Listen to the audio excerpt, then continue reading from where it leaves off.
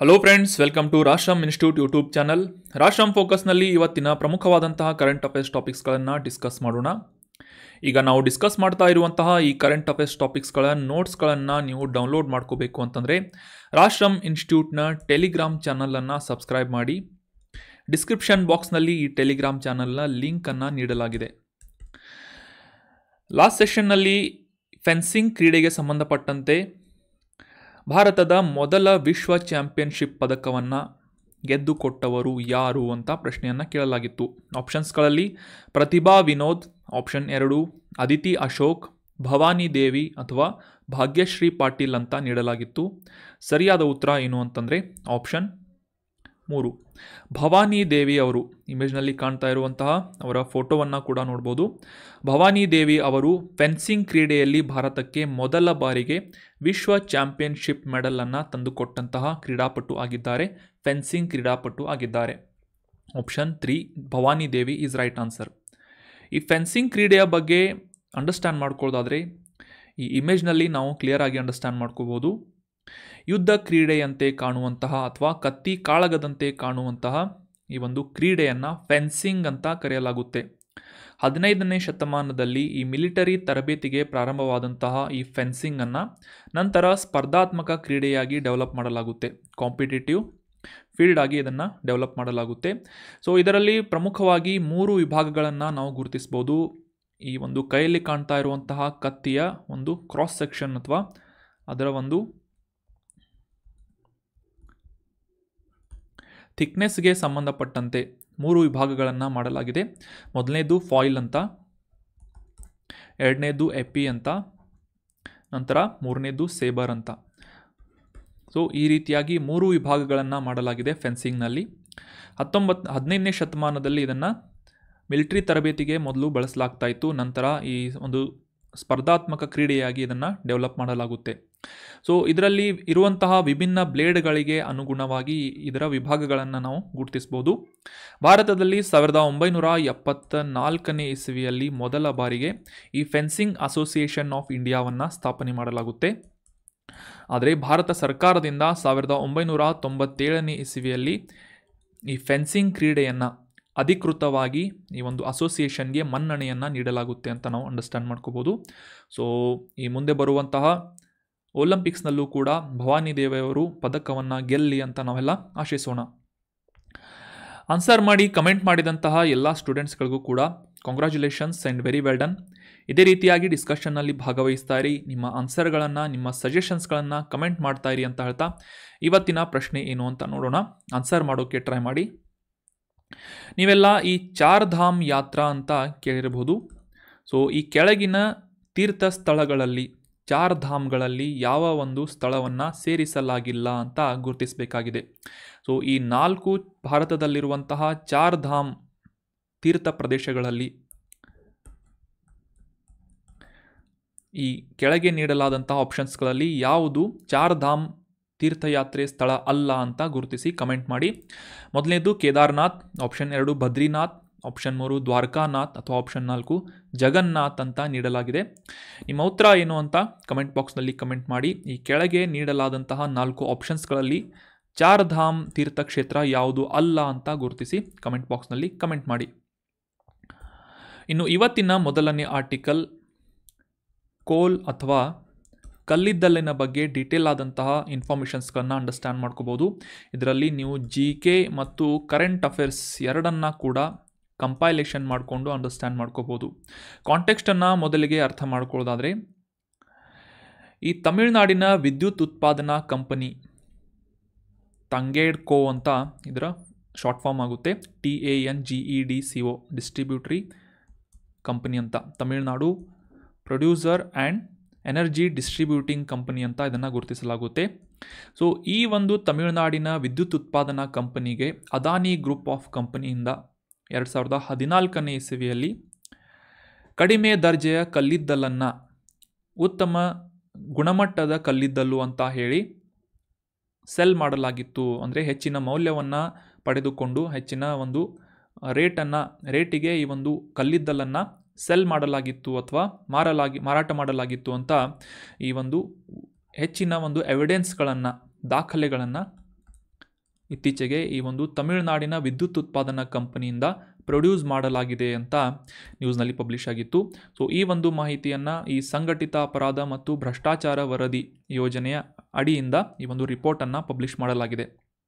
ಅಂದರೆ 2014ನೇ ಇಸವಿಯಲ್ಲಿ ಅದಾನಿ ಗ್ರೂಪ್ಸ್ನಿಂದ ಕಡಿಮೆ ದರ್ಜೆಯ ಕಲ್ಲಿದ್ದಲನ್ನು ಹೆಚ್ಚಿನ ಉತ್ತಮ ಗುಣಮಟ್ಟದ ಕಲ್ಲಿದ್ದಲು ಅಂತ ಹೆಚ್ಚಿನ ಒಂದು ಮೌಲ್ಯವನ್ನು ರೇಟನ್ನು ಹಚ್ಚಿ ಆ ಒಂದು ಮಾರಾಟವನ್ನು ಮಾಡಲಾಗಿತ್ತು ಕಲ್ಲಿದ್ದಲನ್ನು ಅಂತ ಈ ಒಂದು ಕ್ಲೇಮನ್ನು ಅಥವಾ ಒಂದು ಆರೋಪವನ್ನು ಮಾಡಲಾಗಿದೆ ಈ ತಮಿಳುನಾಡಿನ ವಿದ್ಯುತ್ ಉತ್ಪಾದನೆ ಕಂಪನಿಯಿಂದ. ಸೊ ಅದಕ್ಕೆ ಸಪೋರ್ಟ್ ಮಾಡುವಂತೆ ಕೆಲವೊಂದಿಷ್ಟು ದಾಖಲೆಗಳನ್ನು ಸಬ್ಮಿಟ್ ಮಾಡಲಾಗಿದೆ ಅಂತ ನ್ಯೂಸ್ನಲ್ಲಿ ಪಬ್ಲಿಷ್ ಆಗಿತ್ತು.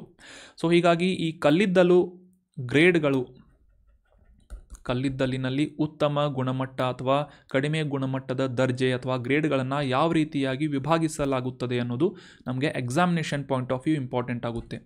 ಕಲ್ಲಿದ್ದಲಿನ ಬಗ್ಗೆ ನೀವೆಲ್ಲ ಸ್ಕೂಲ್ ಟೈಮ್ನಿಂದ ಕೂಡ ಓದ್ತಾ ಇದ್ದೀರಿ. ಸೊ ಅದೇ ಪಾಯಿಂಟ್ಸ್ಗಳನ್ನು ಇನ್ನೂ ಹೆಚ್ಚಿನ ಇನ್ಫಾರ್ಮೇಷನ್ಸ್ಗಳನ್ನು ಇನ್ಕ್ಲೂಡ್ ಮಾಡಿಕೊಂಡು ಈಗ ರಿವೈಸ್ ಮಾಡ್ಕೋಣ. ಕಲ್ಲಿದ್ದಲಿನ ಅಥವಾ ಕೋಲ್ನ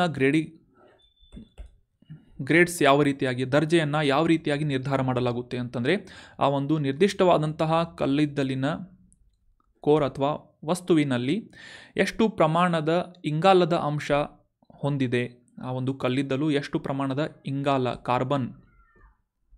ಕಾರ್ಬನ್ ಅಂಶವನ್ನು ಹೊಂದಿದೆ ಅನ್ನುವ ಒಂದು ವಿಷಯ, ಮತ್ತು ಎರಡನೇದಾಗಿ ಎಷ್ಟು ಪ್ರಮಾಣದ ಶಾಖವನ್ನು ಆ ಒಂದು ಕಲ್ಲಿದ್ದಲನ್ನು ಉರುವಲಾಗಿ ಉರಿಸಿದಾಗ ಉತ್ಪಾದನೆ ಮಾಡುತ್ತದೆ ಎನ್ನುವ ಈ ಎರಡು ಪ್ರಮುಖ ಅಂಶಗಳ ಆಧಾರದ ಮೇಲೆ ಆ ಒಂದು ಕಲ್ಲಿದ್ದಲನ್ನು ಈ ಕ್ಯಾಟಗರೈಸ್ ಮಾಡಲಾಗುತ್ತೆ ಅಥವಾ ಶ್ರೇಣೀಕರಣಗೊಳಿಸಲಾಗುತ್ತೆ ಅಂತ ನಾವು ಅಂಡರ್ಸ್ಟ್ಯಾಂಡ್ ಮಾಡ್ಕೋಬೇಕು. ಸೊ ಮೊದಲನೇದು ಯಾವುದು ಅಂತಂದರೆ ಅದರಲ್ಲಿ ಒಳಗೊಂಡಿರುವಂತಹ ಕಾರ್ಬನ್ ಕಂಟೆಂಟ್ ಅಥವಾ ಇಂಗಾಲ. ಎರಡನೇದು ಯಾವುದು ಅಂತಂದರೆ calorific value, gross calorific value ಅಂತ ಕರೀತಾರೆ ಇದನ್ನ.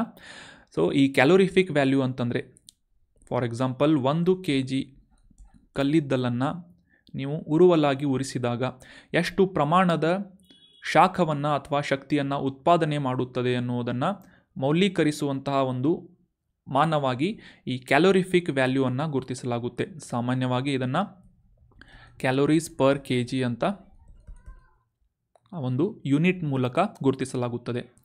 ಸೊ ಈ ಕಲ್ಲಿದ್ದಲಿನಲ್ಲಿ ಮುಖ್ಯವಾಗಿ ಇಂಗಾಲದ ಅಂಶ ಅಷ್ಟೇ ಅಲ್ಲದೆ ಆ್ಯಶ್ ಅಥವಾ ಬೂದಿ ಆಗಿರ್ಬೋದು, ಮಾಯಿಶ್ಚರ್ ಅಥವಾ ತೇವಾಂಶ ಆಗಿರ್ಬೋದು, ಅಥವಾ ಇತರ ಕಲ್ಮಶಗಳನ್ನು ಕೂಡ ಮಿಶ್ರಣ ಮಾಡಿಕೊಂಡು ಕಲ್ಲಿದ್ದಲನ್ನು ಗುರುತಿಸಲಾಗುತ್ತೆ. ಸೊ ಆದರೆ ಆ ಒಂದು ಕ್ಯಾಟಗರೈಸ್ ಮಾಡುವಂತಹ ಸಂದರ್ಭದಲ್ಲಿ ಅದರಲ್ಲಿ ಆ ಒಂದು ಕಲ್ಲಿದ್ದಲು ಹೊಂದಿರುವಂತಹ ಇಂಗಾಲದ ಅಂಶ ಆಗಿರ್ಬೋದು, ಅದರ ಕಲ್ಮಶಗಳ ಆಧಾರದ ಮೇಲೆ ಅದನ್ನು ದರ್ಜೆ ಯಾವುದು ಅಂತ ಗುರುತಿಸಲಾಗುತ್ತದೆ.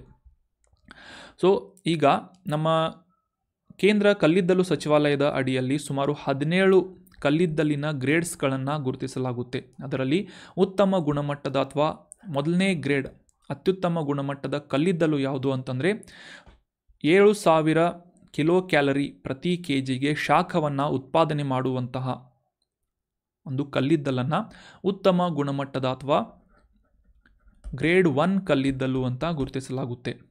ಅದೇ ರೀತಿಯಾಗಿ ಅತ್ಯಂತ ಕಡಿಮೆ ಅಂತಂದರೆ 2000 ಕಿಲೋ ಕ್ಯಾಲೋರಿ ಇಂದ ಹಿಡಿದು 2500 ಕಿಲೋ ಕ್ಯಾಲೋರಿ ಒಳಗೆ ಆ ಒಂದು ಇಂಗಾಲದ ಅಂಶ ಅಥವಾ ಈ ಒಂದು ಕ್ಯಾಲೋರಿಫಿಕ್ ವ್ಯಾಲ್ಯೂವನ್ನು ಹೊಂದಿದಂತಹ ಕಲ್ಲಿದ್ದಲನ್ನು ಕಡಿಮೆ ಗುಣಮಟ್ಟದ ಕಲ್ಲಿದ್ದಲು ಅಂತ ಗುರುತಿಸಲಾಗುತ್ತೆ. ಸಾಮಾನ್ಯವಾಗಿ ಈ ಕಲ್ಲಿದ್ದಲನ್ನು 4 ಪ್ರಮುಖ ವಿಧಗಳಾಗಿ ಗುರುತಿಸಲಾಗುತ್ತೆ. ಮೊದಲನೇದು ಅತ್ಯುನ್ನತ ಶ್ರೇಣಿಯ ಕಲ್ಲಿದ್ದಲು ಯಾವುದು ಅಂತಂದರೆ ಆಂಥ್ರಾಸೈಟ್ ಅಂತ. ಆಂಥ್ರಾಸೈಟ್ ಇದು ಅತ್ಯುನ್ನತ ಶ್ರೇಣಿಯ ಹೆಚ್ಚಿನ ಕಾರ್ಬನ್ ಅಂಶವನ್ನು ಹೊಂದಿದಂತಹ ಒಂದು ಕಲ್ಲಿದ್ದಲಿನ ಕ್ಯಾಟಗರಿ ಆಗಿದೆ ಅಂತ ನಾವು ಗುರುತಿಸಬೇಕು. ಎ ಫಾರ್ ಆಂಥ್ರಾಸೈಟ್ ಅಂತ ನೆನ್ಪಿಟ್ಕೊಳ್ಳಿ. ಇದು ಅತ್ಯುನ್ನತ ಗ್ರೇಡ್ ಅಥವಾ ಉತ್ತಮ ಶ್ರೇಣಿಯ ಒಂದು ಕ್ಯಾಟಗರಿ ಅಲ್ಲಿ ಬರುವಂತಹ ಕಲ್ಲಿದ್ದಲು ಆಂಥ್ರಾಸೈಟ್ ಅಂತ ಗುರುತಿಸಲಾಗುತ್ತದೆ. ಸಾಮಾನ್ಯವಾಗಿ ಇದು ಹೆಚ್ಚು ಗಟ್ಟಿಯಾಗಿರುವಂತಹ ಕಲ್ಲಿದ್ದಲಾಗಿದ್ದು ಹೆಚ್ಚಿನ ಸ್ಥಿರ ಸ್ಟೇಬಲ್ ಕಾರ್ಬನ್ ಅಂಶವನ್ನು ಮತ್ತು ಕಡಿಮೆ ಬಾಷ್ಪಶೀಲ ವಸ್ತುವನ್ನು ಅಥವಾ ಇವ್ಯಾಪರೇಟಿವ್ ಎಲಿಮೆಂಟ್ ಅಂತ ಗುರುತಿಸಲಾಗುತ್ತೆ. ಸೊ ಅಂದರೆ ಈ ಬಾಷ್ಪಶೀಲ ಅಥವಾ ತೇವಾಂಶವನ್ನು ಹೆಚ್ಚಿನ ಪ್ರಮಾಣದಲ್ಲಿ ಆ ಒಂದು ನಿರ್ದಿಷ್ಟ ಕಲ್ಲಿದ್ದಲು ಹೊಂದಿದರೆ ಹೆಚ್ಚಿನ ಶಾಖವನ್ನು ಉತ್ಪಾದನೆ ಮಾಡುವಂತಹ ನಿಟ್ಟಿನಲ್ಲಿ ಅದು ಬಳಕೆ ಆಗುವುದಿಲ್ಲ. ಸೊ ಹೀಗಾಗಿ ಈ ಆಂಥ್ರಾಸೈಟ್ ಏನಿದೆ ಅತ್ಯುನ್ನತ ಶ್ರೇಣಿಯ ಕ್ಯಾಟಗರಿಯ ಒಂದು ಕಲ್ಲಿದ್ದಲಾಗಿ ಗುರುತಿಸಿಕೊಳ್ಳುತ್ತೆ. ಯಾಕಂತಂದರೆ ಇದರಲ್ಲಿ ಕಡಿಮೆ ಮಾಯಿಶ್ಚರ್ ಇರುತ್ತೆ ಮತ್ತು ಹೆಚ್ಚಿನ ಕಾರ್ಬನ್ ಅಂಶ ಕೂಡ ಇರುತ್ತೆ. ಸೊ ಈ ಕಡಿಮೆ ಮಾಯಿಶ್ಚರ್ ಇರೋದ್ರಿಂದ ಇನ್ನೊಂದು ಉಪಯೋಗ ಏನು ಅಂತಂದರೆ ಅದರಿಂದ ಆ್ಯಸ್ ಕಂಪೇರ್ಡ್ ಟು ಅದರ್ ಕೋಲ್ ಗ್ರೇಡ್ಸ್ ಕಡಿಮೆ ಪರಿಸರ ಮಾಲಿನ್ಯ ಉಂಟಾಗುತ್ತದೆ. ಆ ಒಂದು ಆಂಥ್ರಾಸೈಟನ್ನು ಉರುವಲಾಗಿ ಬಳಸಿದಾಗ ಕಡಿಮೆ ಪರಿಸರ ಮಾಲಿನ್ಯ ಉಂಟಾಗುತ್ತೆ ಅಥವಾ ಅದರಿಂದ ಮಾಲಿನ್ಯಕಾರಕಗಳು ಕಡಿಮೆ ಪ್ರಮಾಣದಲ್ಲಿ ಹೊರಸೂಸುತ್ತವೆ ಅಂತ ನಾವು ಅಂಡರ್ಸ್ಟ್ಯಾಂಡ್ ಮಾಡ್ಕೋಬೋದು. ಲೋ ಕಾರ್ಬನ್ ಎಮಿಷನ್ ಆಗುತ್ತೆ ಅಂತ ನಾವು ಇದನ್ನು ಟೆಕ್ನಿಕಲ್ಲಿ ಅಂಡರ್ಸ್ಟ್ಯಾಂಡ್ ಮಾಡ್ಕೋಬೋದು. So anthracite is the highest grade of coal ಅಂತ ನಾವು ಗುರುತಿಸ್ಬೋದು. ಎ ಫಾರ್ ಆಂಥ್ರಾಸೈಟ್ ನೆನ್ಪಿಟ್ಕೊಳ್ಳಿ. ಸಾಮಾನ್ಯವಾಗಿ ಈ ಆಂಥ್ರಾಸೈಟ್ನಲ್ಲಿ 85ರಿಂದ 95% ಇಂಗಾಲದ ಅಂಶವನ್ನು ಕಾರ್ಬನ್ ಅಂಶವನ್ನು ಗುರುತಿಸಲಾಗುತ್ತೆ. ಇನ್ನು ಎರಡನೇದು ಯಾವುದು ಅಂತಂದರೆ B for bituminous. A for anthracite first grade, B for bituminous. ಈ ಬಿಟಮಿನಸ್ ಅನ್ನುವ ಕಲ್ಲಿದ್ದಲು ಆಂಥ್ರಾಸೈಟಿಗೆ ಕಂಪೇರ್ ಮಾಡಿದರೆ ಮಧ್ಯಮ ಶ್ರೇಣಿಯ ಕಲ್ಲಿದ್ದಲು ಅಂತ ಗುರುತಿಸಿಕೊಳ್ಳುತ್ತೆ. ಸಾಮಾನ್ಯವಾಗಿ ಈ ವಿದ್ಯುತ್ ಉತ್ಪಾದನೆ ಮತ್ತು ಸ್ಟೀಲ್ ಪ್ರೊಡಕ್ಷನ್ಗೆ ಈ ಬಿಟಮಿನಸನ್ನು ಬಳಸಲಾಗುತ್ತೆ.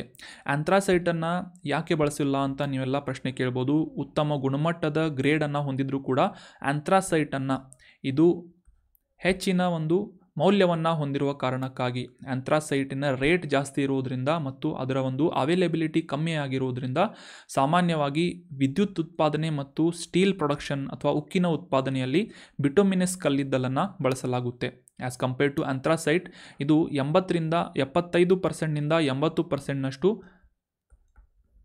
ಕಾರ್ಬನ್ ಕಂಟೆಂಟನ್ನು ಹೊಂದಿದೆ. ಇಂಗಾಲ. ಅದೇ ರೀತಿಯಾಗಿ ಇದರಲ್ಲಿ ಸಬ್ ಕ್ಯಾಟಗರಿಯಲ್ಲಿ ಸಬ್ ಬಿಟಮಿನಸ್ ಅಂತ ಬರುತ್ತೆ. ಕಡಿಮೆ ಮಧ್ಯಮ ತಾಪಮಾನವನ್ನು ಅಥವಾ ಲೋ ಕ್ಯಾಲೋರಿಫಿಕ್ ವ್ಯಾಲ್ಯೂವನ್ನು ಹೊಂದಿದಂತಹ ಈ ಸಬ್ ಬಿಟಮಿನಸ್ ಇದು ಸಾಮಾನ್ಯವಾಗಿ 65ರಿಂದ 75%ನಷ್ಟು ಈ ಕಾರ್ಬನ್ ಕಂಟೆಂಟನ್ನು ಹೊಂದಿರುತ್ತೆ ಮತ್ತು ಸಾಮಾನ್ಯವಾಗಿ ಇದನ್ನು ವಿದ್ಯುತ್ ಉತ್ಪಾದನೆಯಲ್ಲಿ ಬಳಸಲಾಗುತ್ತೆ. ಥರ್ಮಲ್ ಪವರ್ ಪ್ಲಾಂಟ್ಸ್ಗಳಲ್ಲಿ ಈ ಕೋಲನ್ನು ರಾ ಮಟೀರಿಯಲ್ ಆಗಿ ಅಥವಾ ಉರುವಲಾಗಿ ಬಳಸಲಾಗುತ್ತೆ. ಅದರಿಂದ ಉತ್ಪಾದನೆಯಾದಂತಹ ಶಾಖದಿಂದ ಸ್ಟೀಮನ್ನು ಪ್ರೊಡ್ಯೂಸ್ ಮಾಡಿ ಆ ಸ್ಟೀಮ್ನಿಂದ ಟರ್ಬೈನ್ ತಿರುಗುವಂತೆ ಮಾಡಿ ಆ ಟರ್ಬೈನ್ ತಿರುಗಿದಾಗ ಈ ಎಲೆಕ್ಟ್ರಿಸಿಟಿಯನ್ನು ಉತ್ಪಾದನೆ ಮಾಡಲಾಗುತ್ತೆ ಅಂತ ನಾವು ಸಿಂಪಲ್ಲಾಗಿ ಅಂಡರ್ಸ್ಟ್ಯಾಂಡ್ ಮಾಡ್ಕೋಬೋದು. ಇನ್ನು ಲಿಗ್ನೈಟ್ ಅನ್ನೋದು ಸಬ್ ಬಿಟಮಿನ್ಸ್ ಅಥವಾ ಬಿಟಮಿನಸ್ಗಿಂತ ಕಡಿಮೆ ಇಂಗಾಲದ ಸಾಂದ್ರತೆ ಅಥವಾ ಲೋ ಕಾರ್ಬನ್ ಡೆನ್ಸಿಟಿಯನ್ನು ಹೊಂದಿರುವಂತಹ ಒಂದು ಅತ್ಯಂತ ಕಡಿಮೆ ದರ್ಜೆಯ ಕಲ್ಲಿದ್ದಲು ಅಂತ ಗುರುತಿಸಿಕೊಳ್ಳುತ್ತೆ. ಇದರಲ್ಲಿ ಹೆಚ್ಚಿನ ತೇವಾಂಶವನ್ನು ಒಳಗೊಂಡಿರುವುದರಿಂದ ಈ ಲಿಗ್ನೈಟನ್ನು ಉರಿಸಿದಾಗ ಹೆಚ್ಚಿನ ಪ್ರಮಾಣದ ವಾಯು ಮಾಲಿನ್ಯ ಉಂಟಾಗುತ್ತೆ, ಏರ್ ಪೊಲ್ಯೂಷನ್ ಉಂಟಾಗುತ್ತೆ ಅಂತ ನಾವು ಅಂಡರ್ಸ್ಟ್ಯಾಂಡ್ ಮಾಡ್ಕೋಬೋದು. ಸೊ ಆದರೂ ಕೂಡ ಇದನ್ನು ವಿದ್ಯುತ್ ಉತ್ಪಾದನೆಯಲ್ಲಿ ಬಳಸ್ತಾ ಇರುವುದರಿಂದ ನಾವು ಈ ವಿದ್ಯುತ್ ಉತ್ಪಾದನಾ ಕೇಂದ್ರಗಳಲ್ಲಿ ಅಥವಾ ಈ ವಿದ್ಯುತ್ ಉತ್ಪಾದನೆ ಮಾಡುವಂತಹ ಫ್ಯಾಕ್ಟ್ರಿಗಳಿಂದ ಕೈಗಾರಿಕೆಗಳಿಂದ ಹೆಚ್ಚಿನ ಪರಿಸರ ಮಾಲಿನ್ಯ ಉಂಟಾಗುತ್ತಿದೆ ಅಂತ ನಾವು ಅಂಡರ್ಸ್ಟ್ಯಾಂಡ್ ಮಾಡ್ಕೋಬೋದು. ಲಿಗ್ನೈಟ್ನಲ್ಲಿ ಸಾಮಾನ್ಯವಾಗಿ 40ರಿಂದ 60%ನಷ್ಟು ಇಂಗಾಲದ ಅಂಶವನ್ನು ನಾವು ಗುರುತಿಸ್ಬೋದು. ಇನ್ನು ಇದಕ್ಕಿಂತ ಕೆಳಗಡೆ ಇರುವಂತಹ ಕನಿಷ್ಠ ಮಟ್ಟದ ಕಲ್ಲಿದ್ದಲು ಯಾವುದು ಅಂತಂದರೆ ಪೀಟ್ ಅಂತ. ಇದನ್ನು 4ನೇ ಕ್ಯಾಟಗರಿಯ ಕಲ್ಲಿದ್ದಲು ಅಥವಾ ಕೋಲ್ ಅಂತ ಗುರುತಿಸಲಾಗುತ್ತೆ. ಸೊ ಇದನ್ನು ಸಾಮಾನ್ಯವಾಗಿ ಈ ಧ್ರುವೀಯ ಪ್ರದೇಶದಲ್ಲಿರುವಂತಹ ಜನರು ತಮ್ಮ ಮನೆಗಳಲ್ಲಿ ಶಾಖವನ್ನು ಉತ್ಪಾದನೆ ಮಾಡುವಂಥ ಉದ್ದೇಶದಿಂದ ಅಗ್ನಿಷ್ಟಿಕೆಗಳು ಅಥವಾ ಈ ಫೈರ್ಗಳನ್ನು ಮಾಡುವಂತಹ ನಿಟ್ಟಿನಲ್ಲಿ ಮನೆಗಳಲ್ಲಿ ಅಂದರೆ ತಾಪಮಾನ ಹೆಚ್ಚು ಮಾಡಬೇಕು ಅಂತ ಒಂದು ಉದ್ದೇಶದಿಂದ ಈ ಪೀಟ್ ಅಥವಾ ಈ ಕಲ್ಲಿದ್ದಲನ್ನು ಬಳಸಲಾಗುತ್ತೆ. 40 to 45%, 55%ನಷ್ಟು ಇದರ ಕಾರ್ಬನ್ ಕಂಟೆಂಟ್ ಇರುತ್ತೆ ಮತ್ತು ಇದು ಸಾಕಷ್ಟು ಕಡಿಮೆ ಪ್ರಮಾಣದ ಇಂಗಾಲವನ್ನು ಹೊಂದಿದಂತಹ ಒಂದು ಕಲ್ಲಿದ್ದಲಿನ ರೂಪವಾಗಿದೆ ಅಂತ ನಾವು ಗುರುತಿಸ್ಬೋದು ಅಥವಾ ವಿಧವಾಗಿದೆ ಅಂತ ನಾವು ಗುರುತಿಸ್ಬೋದು. ಇದನ್ನು ಸಾಮಾನ್ಯವಾಗಿ ಡೊಮೆಸ್ಟಿಕ್ ಪರ್ಪಸ್ಗಳಲ್ಲಿ ಪೀಟನ್ನು ಬಳಸಲಾಗುತ್ತೆ, ಆದರೆ ಕೈಗಾರಿಕೆಗಳಲ್ಲಿ ಅಷ್ಟೊಂದು ಹೆಚ್ಚಿನ ಪ್ರಮಾಣದಲ್ಲಿ ಇದನ್ನು ಬಳಸಲಾಗುವುದಿಲ್ಲ. ಸೊ ಕ್ಲಿಯರ್ ಆಯಿತು ಅಂತ ಅನ್ಕೋತೀನಿ. ಏನಾದರೂ ಡೌಟ್ಸ್ ಇದ್ದರೆ ಕಮೆಂಟ್ ಬಾಕ್ಸ್ನಲ್ಲಿ ಕಮೆಂಟ್ ಮಾಡಿ. ಇನ್ನು ಮುಂದಿನ ಆರ್ಟಿಕಲ್, ನಮ್ಮ ಸ್ವತಂತ್ರ ಹೋರಾಟ ಚಳುವಳಿ ಪ್ರಾರಂಭವಾಗುವುದಕ್ಕಿಂತ ಮುಂಚೆ ಸಾಕಷ್ಟು ಚಿಕ್ಕ ಚಿಕ್ಕ ಪ್ರದೇಶಗಳಲ್ಲಿ ಅದರಲ್ಲೂ ಮುಖ್ಯವಾಗಿ ಈ ಬುಡಕಟ್ಟು ಸಮುದಾಯದ ಜನರಿಂದ ಸಾಕಷ್ಟು ದೊಡ್ಡ ಪ್ರಮಾಣದಲ್ಲಿ ಅಂದರೆ ಅವರ ಕೆಪಾಸಿಟಿಗೆ ಮೀರಿ ಬ್ರಿಟಿಷರ ವಿರುದ್ಧ ಹೋರಾಟವನ್ನು ನಡೆಸಲಾಗಿತ್ತು.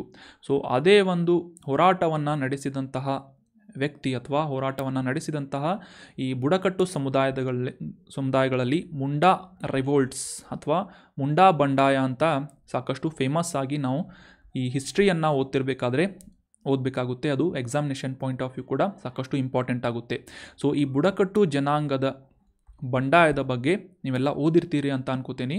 ಸೊ ಅದೇ ಒಂದು ಬುಡಕಟ್ಟು ಜನಾಂಗಕ್ಕೆ ಸೇರಿದಂತಹ ಮುಂಡಾ ಅನ್ನುವ ಜನಾಂಗ ಇದರ ನೇತೃತ್ವವನ್ನು ವಹಿಸಿದಂತಹ ಅಥವಾ ಒಂದು ಸ್ವತಂತ್ರ ಹೋರಾಟದ ಸಮಯದಲ್ಲಿ ಆ ಒಂದು ಮುಂಡಾ ಬುಡಕಟ್ಟು ಸಮುದಾಯದ ನೇತೃತ್ವವನ್ನು ಮಾಡಿದಂತಹ ಸ್ವತಂತ್ರ ಹೋರಾಟಗಾರ ಯಾರು ಅಂತಂದರೆ ಬಿರ್ಸಾ ಮುಂಡಾ ಅಂತ ನಾವು ಗುರುತಿಸಬೇಕಾಗುತ್ತೆ. ಸೊ ಇದೇ ಬಿರ್ಸಾ ಮುಂಡಾ ಅವರ ಪುಣ್ಯತಿಥಿಯಂದು ಇತ್ತೀಚೆಗೆ ಜೂನ್ 9ನೇ ತಾರೀಕಿನಂದು ಬಿರ್ಸಾ ಮುಂಡಾ ಅವರ ಪುಣ್ಯತಿಥಿಯಂದು ಜಾರ್ಖಂಡ್ ರಾಜ್ಯಪಾಲರು ಮುಖ್ಯಮಂತ್ರಿಗಳು ಈ ಬಿರ್ಸಾ ಮುಂಡಾ ಅವರಿಗೆ ಗೌರವವನ್ನು ಸಲ್ಲಿಸಿದರು ಅಂತ ನ್ಯೂಸ್ನಲ್ಲಿ ಪಬ್ಲಿಷ್ ಆಗಿತ್ತು. ಸೊ ಹೀಗಾಗಿ ಈ ಬಿರ್ಸಾ ಮುಂಡಾ ಯಾರು ಮತ್ತು ಈ ಮುಂಡಾ ರಿವೋಲ್ಟ್ ಬಗ್ಗೆ ಈ ಒಂದು ಆರ್ಟಿಕಲ್ನಲ್ಲಿ ಡೀಟೇಲ್ ಆಗಿ ಅಂಡರ್ಸ್ಟ್ಯಾಂಡ್ ಮಾಡ್ಕೋಣ. ಸೊ ಕಾಂಟೆಕ್ಸ್ಟನ್ನು ಕ್ಲಿಯರ್ ಆಗಿ ಅಂಡರ್ಸ್ಟ್ಯಾಂಡ್ ಮಾಡ್ಕೊಂಡ್ವಿ. ಪ್ರತಿ ವರ್ಷ ಜೂನ್ 9ನೇ ತಾರೀಕಿನಂದು ಬಿರ್ಸಾ ಮುಂಡಾ ಅವರ ಪುಣ್ಯತಿಥಿಯನ್ನು ಆಚರಿಸಲಾಗುತ್ತೆ.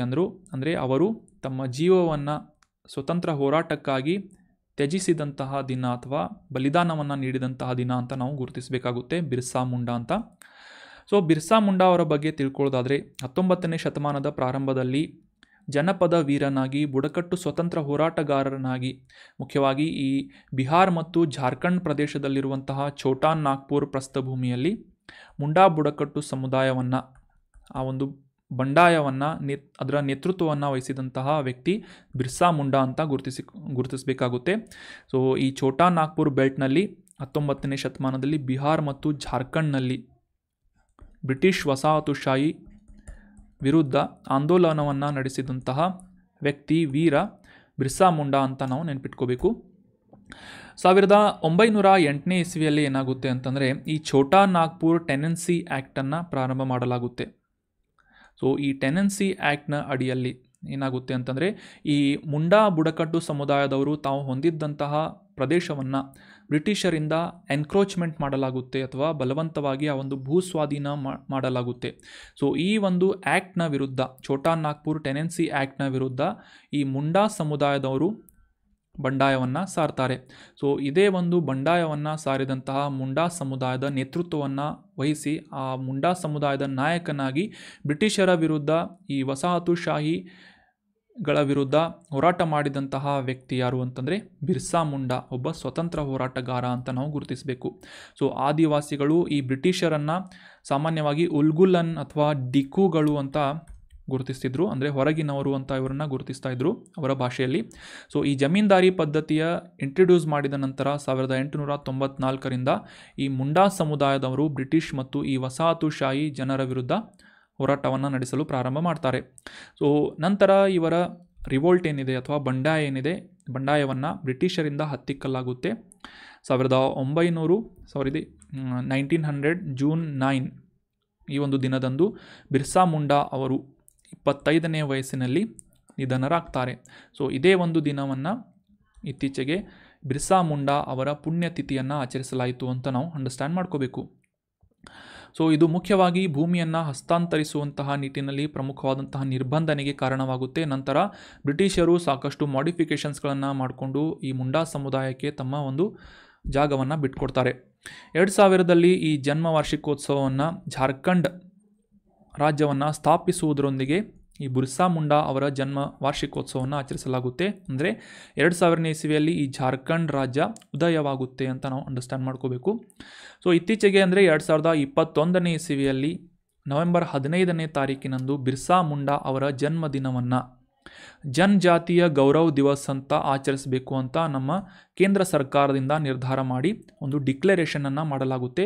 ಇದೇ ಒಂದು ಕಾರಣಕ್ಕಾಗಿ ಪ್ರತಿ ವರ್ಷ ನವೆಂಬರ್ 15ನೇ ತಾರೀಕನ್ನು 2021ರಿಂದ ಜನಜಾತಿಯ ಗೌರವ್ ದಿವಸ್ ಅಂದರೆ ಬಿರ್ಸಾ ಮುಂಡಾ ಇವರ ಜನ್ಮದಿನವನ್ನು ಜನಜಾತಿಯ ಗೌರವ್ ದಿವಸ್ ಅಂತ ಆಚರಿಸಲಾಗುತ್ತೆ. ಸೊ ನೆನ್ಪಿಟ್ಕೊಳ್ಳಿ, ವೆರಿ ಇಂಪಾರ್ಟೆಂಟ್. ಇನ್ನು ಮುಂದಿನ ಆರ್ಟಿಕಲ್ ಎನ್ವೈರ್ಮೆಂಟ್ ರಿಲೇಟ್ ಆದಂತಹ ಒಂದು ಇಂಪಾರ್ಟೆಂಟ್ ಆರ್ಟಿಕಲ್ ಆಗಿದ್ದು, 4 ಕೊಂಬಿನ ಚಿಗರೆ ಅಥವಾ 4 ಕೊಂಬಿನ ಹುಲ್ಲೆ ಅಂತ ನ್ಯೂಸ್ನಲ್ಲಿ ಬಂದಿತ್ತು. ಕಾಂಟೆಕ್ಸ್ಟನ್ನು ಮೊದಲಿಗೆ ಅರ್ಥ ಮಾಡ್ಕೊಳ್ಳೋದಾದರೆ, ಈ ನೌರಾದೇಹಿ ಅಭಯಾರಣ್ಯ, ಮಧ್ಯಪ್ರದೇಶದಲ್ಲಿರುವಂತಹ ಈ ನೌರಾದೇವಿ ಅಭಯಾರಣ್ಯವನ್ನು ಮರುನಾಮಕರಣ ಮಾಡಿ ಈಗ ವೀರಾಂಗನಾ ದುರ್ಗಾವತಿ ಹುಲಿ ಸಂರಕ್ಷಿತ ಪ್ರದೇಶ ಅಥವಾ ವೀರಾಂಗನಾ ದುರ್ಗಾವತಿ ಟೈಗರ್ ರಿಸರ್ವ್ ಅಂತ ಗುರುತಿಸಲಾಗ್ತಾ ಇದೆ. ಸೊ ಈ ಒಂದು ಪ್ರದೇಶದಲ್ಲಿ ಇತ್ತೀಚೆಗೆ ಅಪರೂಪದ ಈ 4 ಕೊಂಬಿನ ಚಿಗರಿ ಅಥವಾ ಜಿಂಕೆ ಕಾಣಿಸಿಕೊಂಡಿದೆ ಅಂತ ನ್ಯೂಸ್ನಲ್ಲಿ ಪಬ್ಲಿಷ್ ಆಗಿತ್ತು. ಇಮೇಜ್ನಲ್ಲಿ ಕಾಣ್ತಾ ಇರುವಂತಹ ಕ್ಯೂಟ್ ಆಗಿ ಕಾಣುವಂತಹ 4 ಕೊಂಬಿನ ಹುಲ್ಲೆ ಇದು ಅಪರೂಪದ ಒಂದು ಜಿಂಕೆಯಾಗಿದ್ದು ಈ ವೀರಾಂಗನಾ ದುರ್ಗಾವತಿ ಹುಲಿ ಸಂರಕ್ಷಿತ ಪ್ರದೇಶದಲ್ಲಿ ಕಾಣಿಸಿಕೊಂಡಿದೆ ಅಂತ ನ್ಯೂಸ್ನಲ್ಲಿ ಪಬ್ಲಿಷ್ ಆಗಿತ್ತು. ಸೊ ಹೀಗಾಗಿ ಈ 4 ಕೊಂಬಿನ ಹುಲ್ಲೆ ಇದು ಸಂರಕ್ಷಿತ ಪ್ರಭೇದವಾಗಿರುವುದರಿಂದ ನಿನ್ನೆ ತಾನೇ ನಾವು ಡಿಸ್ಕಸ್ ಮಾಡಿದ್ವಿ IUCN ಕೆಂಪು ಪಟ್ಟಿಯ ಬಗ್ಗೆ. ಸೊ ಈ IUCN ಕೆಂಪು ಪಟ್ಟಿಯಲ್ಲಿ ಸಂರಕ್ಷಿತ ಪ್ರಭೇದವಾಗಿರುವಂತಹ ಈ 4 ಕೊಂಬಿನ ಜಿಂಕೆಯ ಕುರಿತಾಗಿ ಕೆಲವೊಂದಿಷ್ಟು ಫ್ಯಾಕ್ಟ್ಸ್ಗಳು ನಮಗೆ examination point of view important ಆಗುತ್ತೆ. ಸೊ ಅವುಗಳ ಬಗ್ಗೆ ಈಗ ಡಿಸ್ಕಸ್ ಮಾಡೋಣ. ಇದನ್ನು ಸಾಮಾನ್ಯವಾಗಿ ಸ್ಥಳೀಯವಾಗಿ ಚೌಸಿಂಗ ಅಂತ ಕೂಡ ಗುರುತಿಸಲಾಗುತ್ತೆ. ಸಣ್ಣ ಬೋವಿಡ್ ಹುಲ್ಲೆ ಅಂತ ಕೂಡ ಇದನ್ನ ಕರೆಯಲಾಗುತ್ತೆ. ಇದರ ವೈಜ್ಞಾನಿಕ ಹೆಸರು ಏನು ಅಂತಂದರೆ ಟೆಟ್ರಾಸೆರಸ್ ಕ್ವಾಡ್ರಿ ಕಾರ್ನಿಸ್ ಅಂತ. ಇದೇನು ಅಷ್ಟೊಂದು examination point of view important ಆಗೋದಿಲ್ಲ. ಸೊ ಆದರೆ ಈ 4 ಕೊಂಬಿನ ಹುಲ್ಲೆಯ ಬಗ್ಗೆ ಕೂಡ ಇನ್ನಷ್ಟು ಇನ್ಫಾರ್ಮೇಷನ್ಸ್ಗಳನ್ನು ನಾವು ಡಿಸ್ಕಸ್ ಮಾಡೋಣ. ಇದರಲ್ಲಿ ಮುಖ್ಯವಾಗಿ ಏಷ್ಯಾದ ಭಾರತ ಮತ್ತು ನೇಪಾಳಗಳಲ್ಲಿ ಹೆಚ್ಚಿನ ಸಂಖ್ಯೆಯಲ್ಲಿ 4 ಕೊಂಬಿನ ಜಿಂಕೆಯನ್ನು ನಾವು ಕಾಣಬಹುದಾಗಿದೆ. ಅದರಲ್ಲಿ ಉತ್ತರದ ಹಿಮಾಲಯ ತಪ್ಪಲಿನಲ್ಲಿ, ದಕ್ಷಿಣದ ದಕ್ಕನ್ ಪ್ರಸ್ಥಭೂಮಿಯಲ್ಲಿ ಇವು ಹೆಚ್ಚಿನ ಸಂಖ್ಯೆಯಲ್ಲಿ ವ್ಯಾಪಿಸಿವೆ ಅಂತ ನಾವು ಗುರುತಿಸಬೇಕಾಗುತ್ತೆ. ಸಾಮಾನ್ಯವಾಗಿ ಈ ಓಪನ್, ಡ್ರೈ ಆ್ಯಂಡ್ ಡೆಸಿಡ್ಯೂಯಸ್ ಫಾರೆಸ್ಟ್ಗಳಲ್ಲಿ, ಶುಷ್ಕ ಮತ್ತು ಪತನಶೀಲ ಎಲೆ ಉದುರುವಂತಹ ಕಾಡುಗಳಲ್ಲಿ, ಗುಡ್ಡಗಾಡು ಪ್ರದೇಶಗಳಲ್ಲಿ ಹೆಚ್ಚಿನ ಸಂಖ್ಯೆಯಲ್ಲಿ ಈ 4 ಕೊಂಬಿನ ಜಿಂಕೆಗಳನ್ನು ನಾವು ಕಾಣ್ಬೋದು. ಸೊ ಅಷ್ಟೇ ಅಲ್ಲದೆ ಈ ಗಿಡಗಂಟೆಗಳಿಂದ ಹೊದಿಕೆಯನ್ನು ಹೊಂದಿರುವಂತಹ ಪ್ರದೇಶಗಳಲ್ಲಿ, ಜಲಮೂಲದ ಸಮೀಪದಲ್ಲಿ ಈ 4 ಕೊಂಬಿನ ಜಿಂಕೆಗಳು ಹೆಚ್ಚಿನ ಸಂಖ್ಯೆಯಲ್ಲಿ ವಾಸವಾಗಿರುತ್ತವೆ.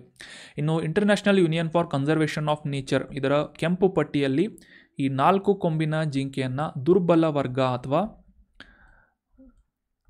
ವಲ್ನರೇಬಲ್ ಕ್ಯಾಟಗರಿ ಅಂತ ಗುರುತಿಸಲಾಗುತ್ತೆ. ಇದು ವೆರಿ ಇಂಪಾರ್ಟೆಂಟ್ ಆಗುತ್ತೆ. ಸೊ ಇದು ಭಾರತ ಮತ್ತು ನೇಪಾಳಗಳಲ್ಲೂ ಕೂಡ ಕಂಡುಬರುವಂತಹ ಒಂದು ಜಿಂಕೆಯ ಪ್ರಭೇದವಾಗಿದೆ. ಇನ್ನು ಈ ಇತ್ತೀಚೆಗೆ ಈ 4 ಕೊಂಬಿನ ಜಿಂಕೆ ಕಂಡುಬಂದಂತಹ ವೀರಾಂಗನಾ ದುರ್ಗಾವತಿ ಟೈಗರ್ ರಿಸರ್ವ್ ಬಗ್ಗೆ ಕೆಲವೊಂದಿಷ್ಟು ಬೇಸಿಕ್ ಇನ್ಫಾರ್ಮೇಷನ್ಸ್ಗಳನ್ನು ಅಂಡರ್ಸ್ಟ್ಯಾಂಡ್ ಮಾಡ್ಕೊಳ್ಳೋದಾದರೆ, ನ್ಯೂಸ್ನಲ್ಲಿ ಬಂದಿರುವಂಥ ಈ ರೀತಿಯಾಗಿ ಟೈಗರ್ ರಿಸರ್ವ್ಸ್ ಆಗಿರ್ಬೋದು, ವೈಲ್ಡ್ ಲೈಫ್ ಸ್ಯಾಂಕ್ಚುರಿಗಳಾಗಿರ್ಬೋದು, ಇವುಗಳನ್ನು ಪ್ರಶ್ನೆಯಾಗಿ ಕೇಳ್ತಾ ಇರ್ತಾರೆ ಎಕ್ಸಾಮ್ನಲ್ಲಿ. ಸೊ ಹೀಗಾಗಿ ಈ ಮಧ್ಯಪ್ರದೇಶದಲ್ಲಿರುವಂತಹ ವೀರಾಂಗನಾ ದುರ್ಗಾವತಿ ಹುಲಿ ಸಂರಕ್ಷಿತ ಪ್ರದೇಶದ ಬಗ್ಗೆ ನಾವು ಈಗ ಅಂಡರ್ಸ್ಟ್ಯಾಂಡ್ ಮಾಡ್ಕೋಣ. ಆಗಲೇ ತಿಳಿಸಿದ ಹಾಗೆ ಮಧ್ಯಪ್ರದೇಶದ ಸಾಗರ್, ದಾಮೋ ಮತ್ತು ನರ್ಸಿಂಗ್ಪುರ್ ಅನ್ನುವ ಈ 3 ಜಿಲ್ಲೆಗಳ ವ್ಯಾಪ್ತಿಯಲ್ಲಿ ಸ್ಪ್ರೆಡ್ ಆಗಿರುವಂತಹ ಒಂದು ಟೈಗರ್ ರಿಸರ್ವ್ ಯಾವುದು ಅಂತಂದರೆ ವೀರಾಂಗನಾ ದುರ್ಗಾವತಿ ಟೈಗರ್ ರಿಸರ್ವ್ ಅಂತ ನಾವು ಗುರುತಿಸಬೇಕು. ಸಾಮಾನ್ಯವಾಗಿ ಇದು ಸುಮಾರು 2339 ಚದರ ಕಿಲೋಮೀಟರ್ಗಳಷ್ಟು ಏರಿಯಾವನ್ನು ಹೊಂದಿದ್ದು ಮಧ್ಯಪ್ರದೇಶದ 7ನೇ ಅತಿ ದೊಡ್ಡ ಹುಲಿ ಸಂರಕ್ಷಿತ ಪ್ರದೇಶವಾಗಿ ಗುರುತಿಸಿಕೊಳ್ಳುತ್ತದೆ.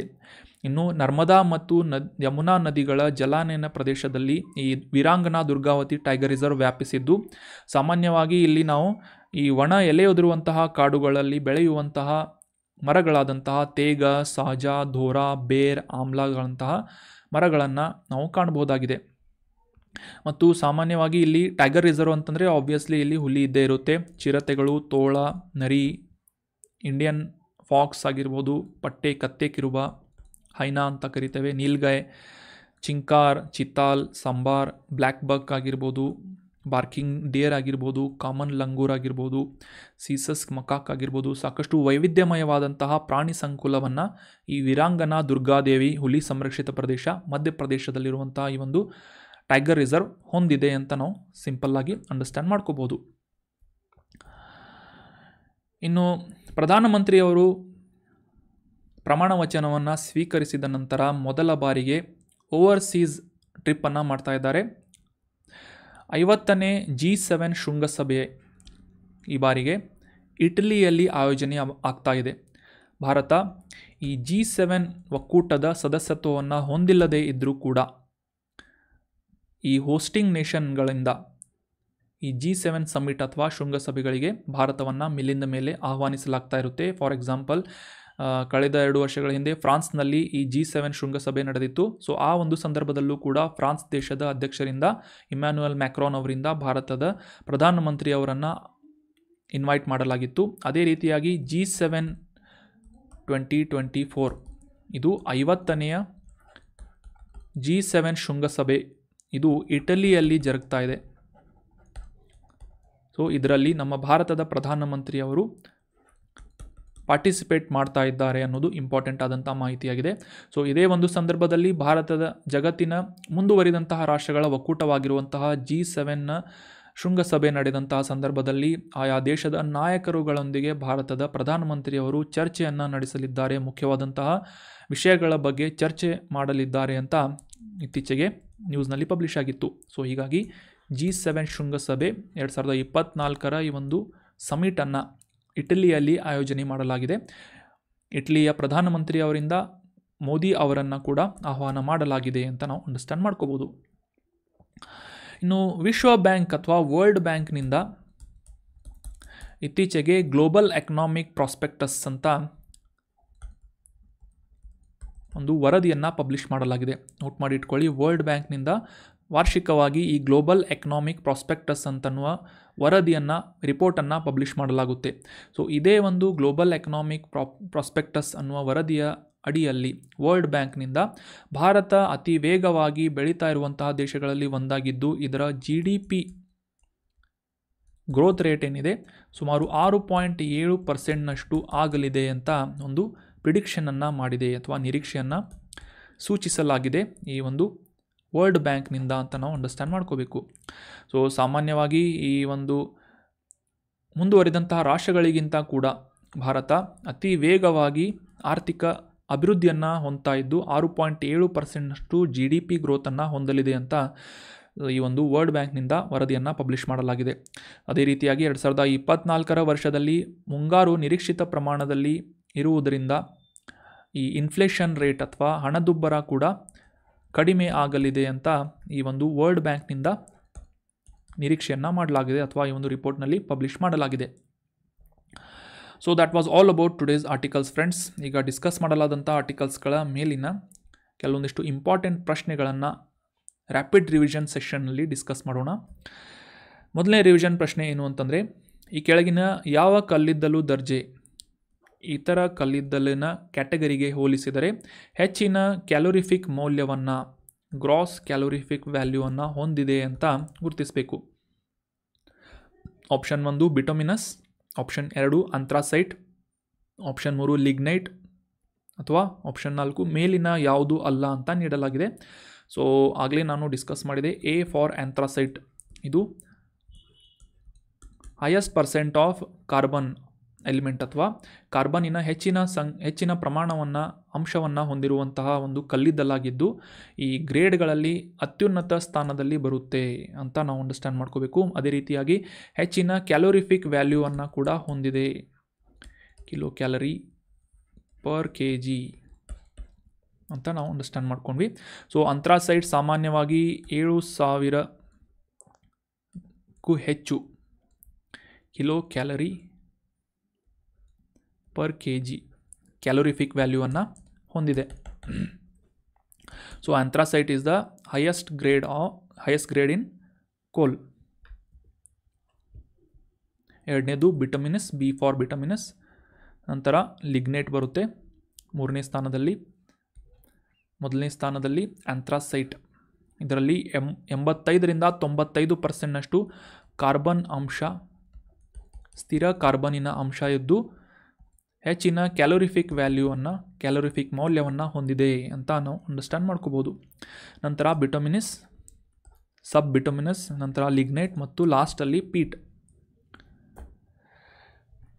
ಮುಂದಿನ ರಿವಿಷನ್ ಪ್ರಶ್ನೆ, ಈ ಕೆಳಗಿನ ಯಾವ ಸ್ವತಂತ್ರ ಹೋರಾಟಗಾರರ ಸ್ಮರಣಾರ್ಥವಾಗಿ ಭಾರತದಲ್ಲಿ ಜನಜಾತಿಯ ಗೌರವ ದಿವಸನ್ನು ಆಚರಿಸಲಾಗುತ್ತೆ ಅಂತ ಪ್ರಶ್ನೆ ಇದ್ದು, option 1 Sidhu Manjhi, option 2 Birsa Munda, option 3 Alluri Sitaramaraju, option 4 Komaram Bheema ಅಂತ ನೀಡಲಾಗಿದೆ.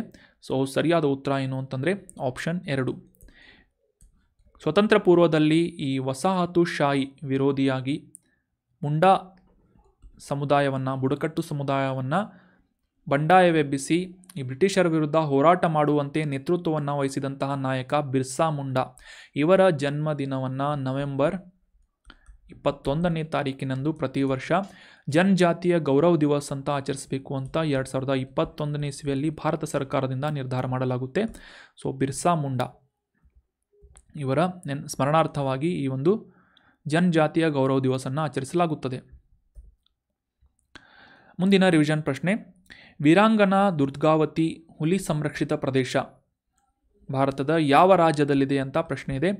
Option 1 Karnataka, option 2 Rajasthan, option 3 Bihar ಅಥವಾ ಆಪ್ಷನ್ 4 ಮಧ್ಯಪ್ರದೇಶ ಅಂತ ನೀಡಲಾಗಿದೆ. ಸೊ ಸರಿಯಾದ ಉತ್ತರ ಏನು ಅಂತಂದರೆ ಆಪ್ಷನ್ 4 ಮಧ್ಯಪ್ರದೇಶದಲ್ಲಿ ಈ ವೀರಾಂಗನಾ ದುರ್ಗಾವತಿ ಟೈಗರ್ ರಿಸರ್ವ್ ಲೊಕೇಟ್ ಆಗಿದೆ ಅನ್ನೋದು ಸರಿಯಾದಂಥ ಆನ್ಸರ್ ಆಗುತ್ತೆ. Option 4 is right answer. ಇತ್ತೀಚೆಗೆ ಈ ವೀರಾಂಗನಾ ದುರ್ಗಾವತಿ ಹುಲಿ ಸಂರಕ್ಷಿತ ಪ್ರದೇಶದಲ್ಲಿ 4 ಕೊಂಬಿನ ಜಿಂಕೆ ಅಥವಾ ಚಿಗರೆ ಇಮೇಜ್ನಲ್ಲಿ ಕಾಣ್ತಾ ಇರುವಂತಹ ಪ್ರಾಣಿ ಕಂಡು ಬಂದಿದೆ. ಅಪರೂಪದ ಪ್ರಾಣಿಯಾಗಿದ್ದು IUCN ರೆಡ್ ಲಿಸ್ಟ್ನಲ್ಲಿ ಇದನ್ನು ವಲ್ನರೇಬಲ್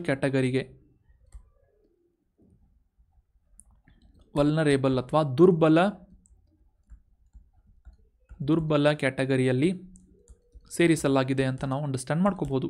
ಸೊ ಇದು ಅಪರೂಪವಾದಂತಹ ಸಂರಕ್ಷಿತ ಪ್ರಭೇದವಾಗಿದ್ದು ಇತ್ತೀಚೆಗೆ ಮಧ್ಯಪ್ರದೇಶದ ವೀರಾಂಗನಾ ದುರ್ಗಾವತಿ ಹುಲಿ ಸಂರಕ್ಷಿತ ಪ್ರದೇಶದಲ್ಲಿ ಕಂಡು ಬಂದಿದೆ ಅಂತ ಕಾಂಟೆಕ್ಸ್ಟನ್ನು ನಾವು ಅಂಡರ್ಸ್ಟ್ಯಾಂಡ್ ಮಾಡ್ಕೋಬೋದು. So Madhya Pradesh is right answer.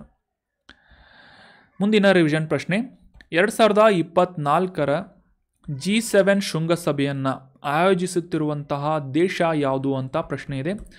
Option 1 Bharat, option 2 Italy, option 3 Germany ಅಥವಾ ಆಪ್ಷನ್ 4 ಬ್ರಿಟನ್ ಅಂತ ನೀಡಲಾಗಿದ್ದು ಸರಿಯಾದ ಉತ್ತರ ಏನು ಅಂತಂದರೆ ಆಪ್ಷನ್ 2 ಇಟಲಿಯಲ್ಲಿ 2024ರ ಗ್ರೂಪ್ ಆಫ್ 7 ಅಥವಾ G7 ಸಮಿಟನ್ನು ಆಯೋಜನೆ ಮಾಡಲಾಗ್ತಾ ಇದೆ.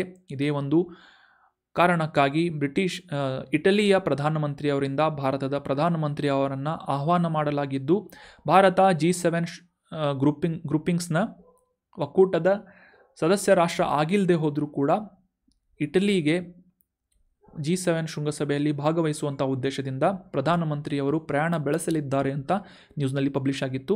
So Italy.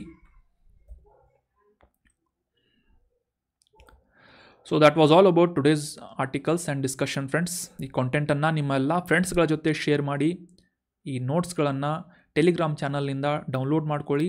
Thank you so much for joining the discussion. Have a nice day.